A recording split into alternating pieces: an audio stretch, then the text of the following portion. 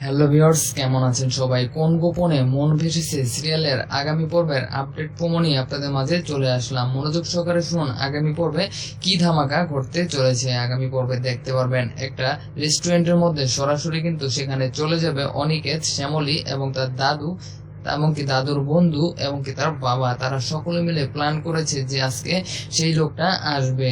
তবে তাদের মনের সন্দেহ যে সে কি সত্যি আসবে। অফিসের সেই বদমাস লোকটা অবশেষে সেখানে কিন্তু অলরেডি রেনকোট পরে বসে আছে। তার শুধু চোখগুলো দেখা যাচ্ছে, তাকে যেন চেনা না যায় ওরকম পরিস্থিতিতে সে এসেছে।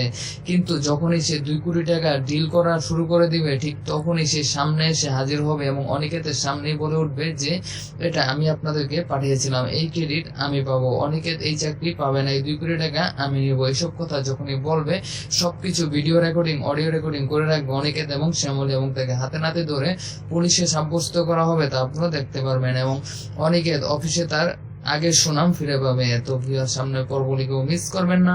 জি বাংলার সাথেই থাকুন, আমাদের চ্যানেলটাও সাবস্ক্রাইব করে রাখুন। বিদায়।